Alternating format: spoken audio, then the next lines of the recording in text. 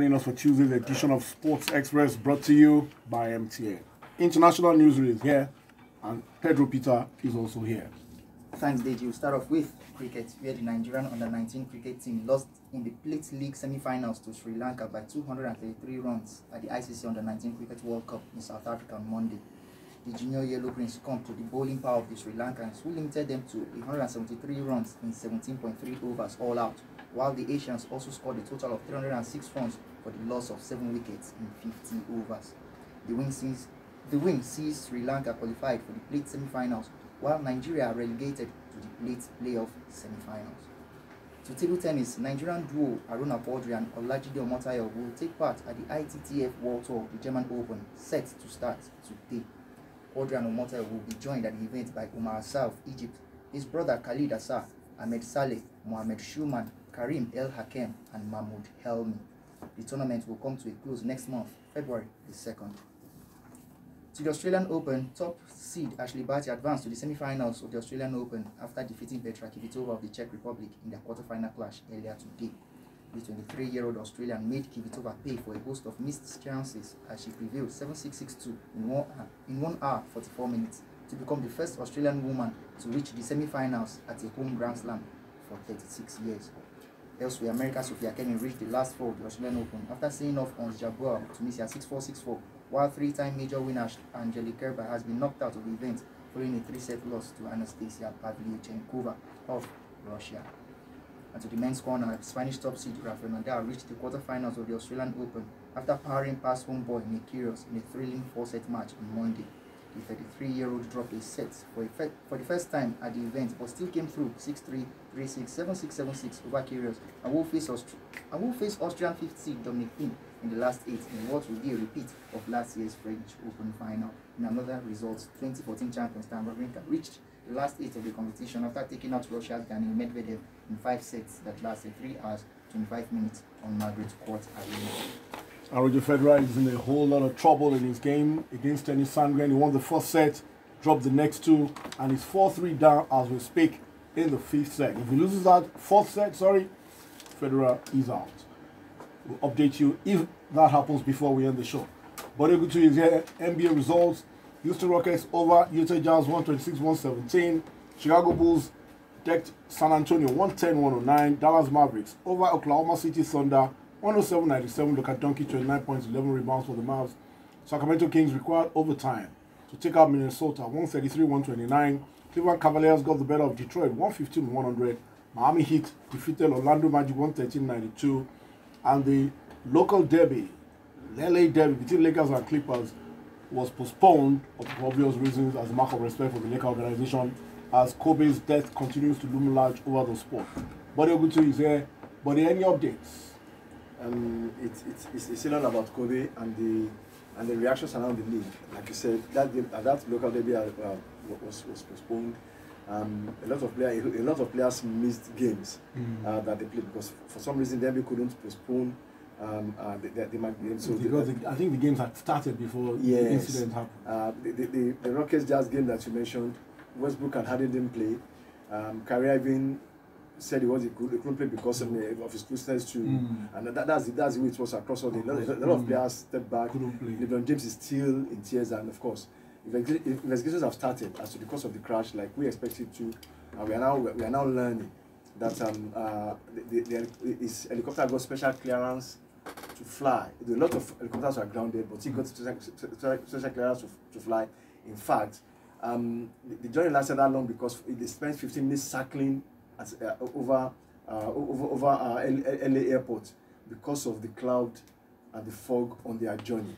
So maybe this could have been prevented. Yeah, definitely will be followed because we get special clearance. That means the conditions were not. They were less. They said the conditions were less than conducive to flying, and a lot of choppers were grounded. Okay, we wait and see what develops over the next few days on that. We return with the Nigerian sports scene after the break. Welcome back. It's Nigerian Sports Scene of Sports Express brought to you by MTN. Bode Ogutu is still here, but we hear from the NFF that all national teams will have coaches by February or March? By February. By February. This is 28th of January. Yes. Okay. Just say. Yes. And add to just saying that the Falconers have qualifying game early in March. So whichever coach is appointed will have limited probably time. 2 or 3 weeks to prepare the players. So that being that. But I feel that while I appreciate what the NFF are trying to do, I also feel that we are conversant with CAF and FIFA calendar. And so for some of these teams that have assignments that are early in the year, this should have been sorted 3 or 4 months ago. Give them exemptions or put somebody in charge, caretaker. Let them start some work, so that we could prevent a rush.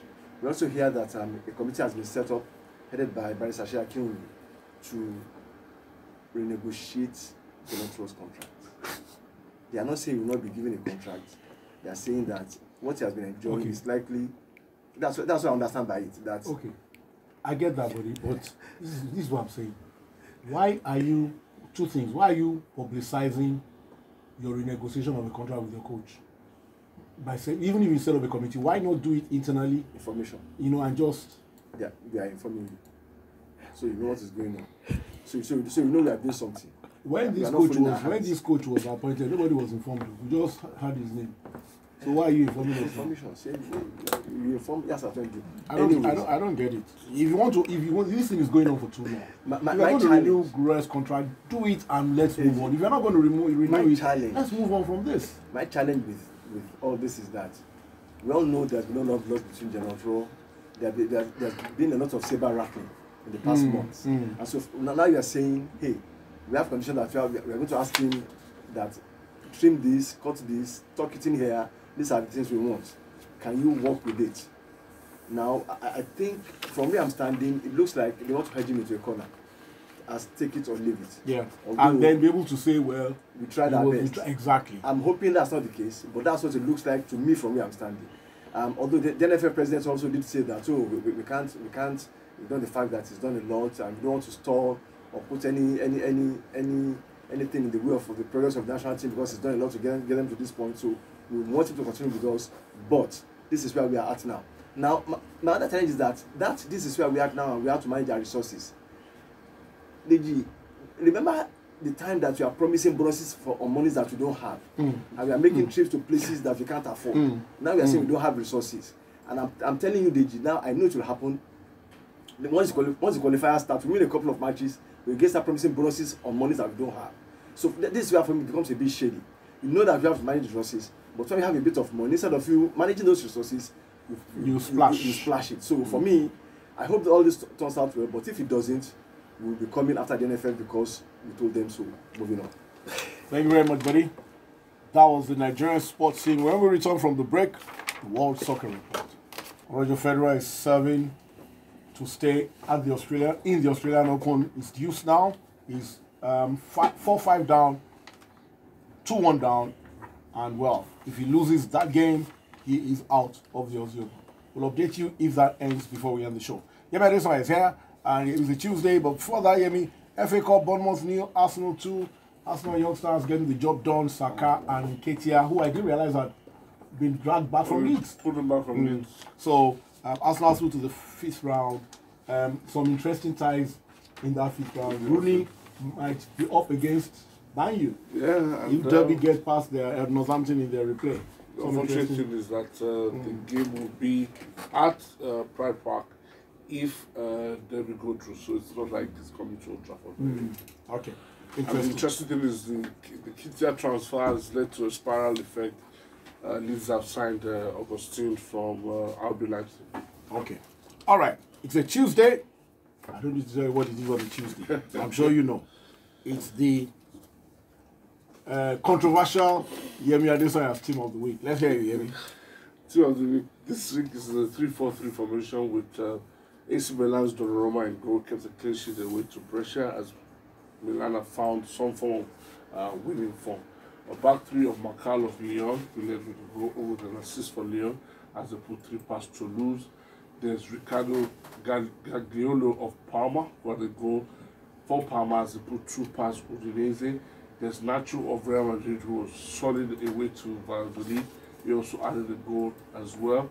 In midfield, there's Geoffrey Kondogbia of Valencia, who was solid and controlled midfield against Barcelona as Valencia defeated Barcelona by 2-0. There's Andre Thomason of Strasbourg, as Strasbourg went away to Monaco and won 3-1. There's Jadon Sancho, who had an assist and a goal for Borussia Dortmund, as they put 5 past Cologne. There's Porto of Real Sociedad, who was also exceptional, as Sociedad also put 3 past their opponent. Up front, we have Neymar of PSG, who had a brace, as they went away and won 2-0 against Lille.